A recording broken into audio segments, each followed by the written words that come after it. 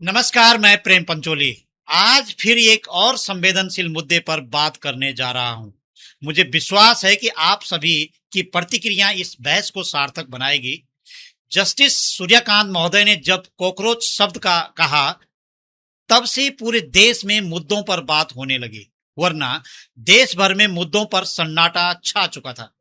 यह बात आप हम सभी स्वीकार कर रहे हैं। कॉकरोच शब्द सुनते ही हमारे दिमाग में कीचन, गंदगी और सीवर में रेंगने वाला एक कीड़ा आता है। लेकिन जब यही शब्द न्यायपालिका और राजनीति के संदर्भ में इस्तेमाल हुआ, तो इसके मायने बदलते नजर आए। आखिर एक मामूली से कीड़े का नाम राजनीतिक विमर्श का हिस्सा कैसे बन गया, देखिए हमारी यह विशेष समीक्षा। यह सभी ने देखा और देखते आ रहे हैं कि जब से कॉकरोच शब्द का इस्तेमाल हुआ, तब से देश, राज्य और क्षेत्र और यहां तक कि गांव की भी राजनीति में भूचाल आ गया है। देश के युवा अपने आप से पूछने लग गए हैं कि क्या जस्टिस साहब ने उन्हें कॉकरोच की संज्ञा दी। इस सवाल का जवाब ना तो न्यायमूर्ति साहब ने दिया और ना ही लोग ढूंढ पाए कि न्यायमूर्ति साहब ने युवाओं के लिए आखिर कॉकरोच शब्द का इस्तेमाल किया ही क्यों होगा। इसके कुछ ही दिनों में युवा अभिजीत दीपके ने बाकायदा कॉकरोच जनता पार्टी का गठन कर दिया। इस पार्टी से 99% युवा यानी जेन जी जुड़ गए।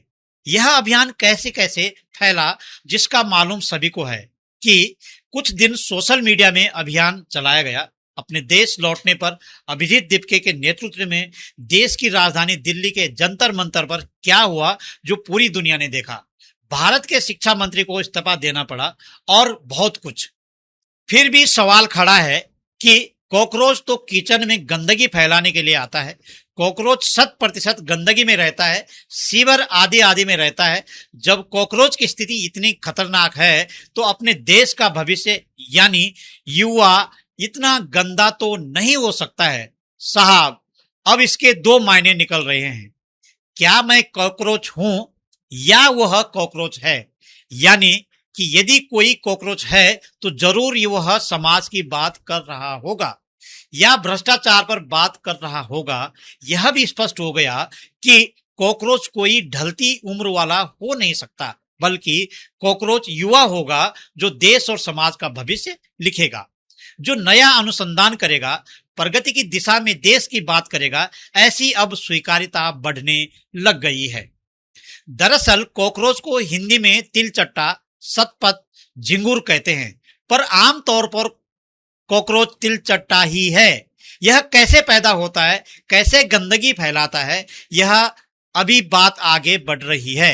क्या कॉकरोच जैसी गंदगी हमारे राजनेता या लोक सेवक फैला रहे हैं। सरकार में रह रहे विकास के नाम पर भ्रष्टाचार, पेपर लीक और घूसखोरी करके जनाब, अब कॉकरोच सिर्फ गंदा कीड़ा नहीं है, वह शब्द बन गया है, प्रतिरोध का माध्यम बन गया है और बहुत कुछ। यह तो मान लेना चाहिए कि कॉकरोच से प्रतिरोध तक एक शब्द ने देश भर में सियासी हलचल तो मचा ही दी है। इस सियासी हलचल में कॉकरोच से सबसे अधिक खतरनाक भारतीय जनता पार्टी के विचारों पर बढ़ता दिखाई दे रहा है, क्योंकि विश्वविख्यात भारतीय जनता पार्टी से जुड़े युवा और लोगों को जब मीडिया के प्रतिनिधि पूछते हैं, तो वे कॉकरोच यानी उस गंदी नाली के कॉकरोच पर अपना वक्तव्य देते हैं, न कि उस कॉकरोच पर जो देश की बात कर रहा है, सत्ता से सवाल पूछ रहा है। इससे यही समझ में आ रहा है कि कॉकरोच को भाजपा के विचार अपने प्रतिद्वंदी के रूप में देखने लग गए हैं। यहां हम कॉकरोच को और अधिक समझने की कोशिश करते हैं। कॉकरोच यानी तिलचट्टा, ऐसा जीव जिसे देखते ही लोग उसे भागाना चाहते हैं। मगर अपने देश में जो कॉकरोच शब्द पैदा हुआ है, वह इसके विपरीत है। यानी देश का युवा जिस कॉकरोच कहा जाने लगा है, वह अब भ्रष्टाचारियों को भगाने के लिए कमर कस चुका है। फर्क सिर्फ इतना है कि गंदी नाली का कॉकरोच जहां भी जाएगा वहां गंदगी ही फैलाएगा, मगर 21वीं सदी का कॉकरोच शब्द भ्रष्टाचारियों को भगाएगा। इसलिए यहां गंदी नाली के कॉकरोच को छोड़कर राजनीति और सामाजिक विमर्श में शब्दों की ताकत समझने की जरूरत है। जैसे कॉकरोच शब्द ने अपने शाब्दिक अर्थ से निकलकर व्यंग्य, विरोध और प्रतिरोध का प्रतीक बनाया है। हाँ, इतना अवश्य हुआ है कि जस्टिस सूर्यकांत के कथित तौर पर कॉकरोच शब्द के इस्तेमाल के बाद विवाद खड़ा हुआ। तब से बहस यह नहीं रह गई कि कॉकरोच आखिर होता क्या है, बल्कि बहस यह बन गई कि यह शब्द किसके लिए और किस अर्थ में इस्तेमाल किया गया है। यही वह बिंदु है जहां भाषा का सामान्य अर्थ पीछे छूट जाता है और उसका राजनीतिक अर्थ सामने आने लगता है। इसी विवाद के बीच युवा अभिजीत दीप के द्वारा कॉकरोच जनता पार्टी बनाए जाने की बात सामने आती है। यह अपने आप में एक दिलचस्प राजनीतिक प्रयोग है कि किसी कथित अपमानजनक या व्यंग्यात्मक शब्द को ही स्वीकार कर लेना और उसे प्रतिरोध के प्रतीक में बदल देना, यानी जिस शब्द से चोट पहुंच सकती है उसी शब्द को हथियार बना देना, यह भी आज के जेन जी का सकारात्मक पहलू सामने आता है। इसमें कोई दो राय नहीं है कि राजनीति में प्रतीकों की अपनी दुनिया है।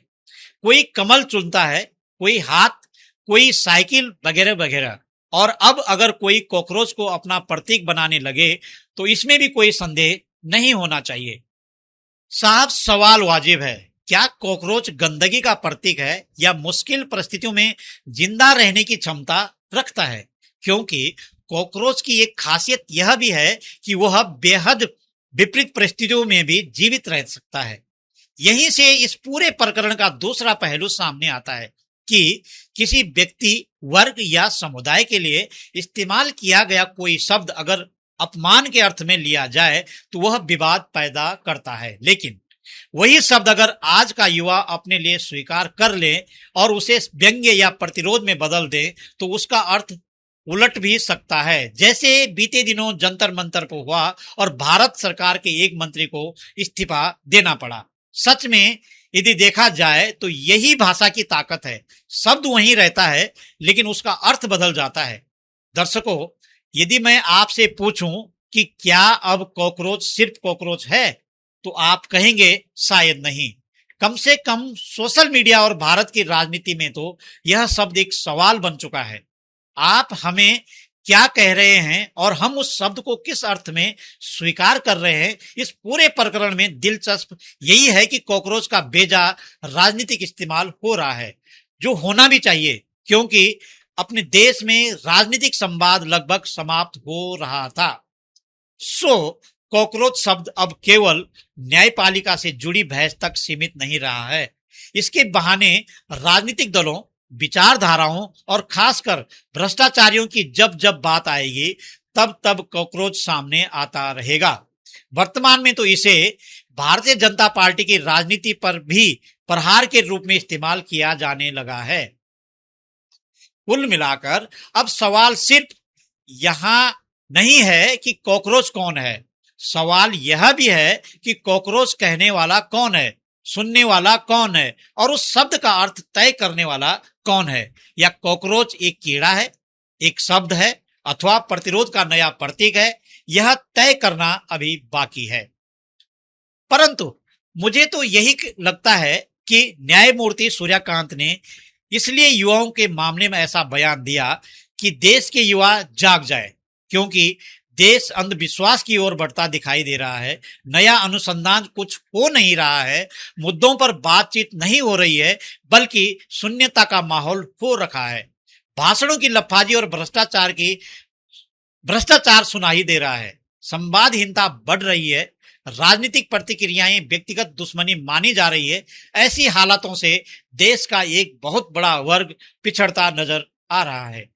यदि इस नजरिया से देखा जाए तो कॉकरोच शब्द के आने से ही देश में संवाद बढ़ता दिखाई दे रहा है। यदि कॉकरोच शब्द का इस्तेमाल न्यायमूर्ति सूर्यकांत नहीं करते तो शायद देश भर में राजनीतिक शून्यता और अधिक बढ़ जाती। आज की कड़ी में इतना ही। अगली कड़ी में ऐसे किसी खास विषय पर फिर मिलते हैं। नमस्कार।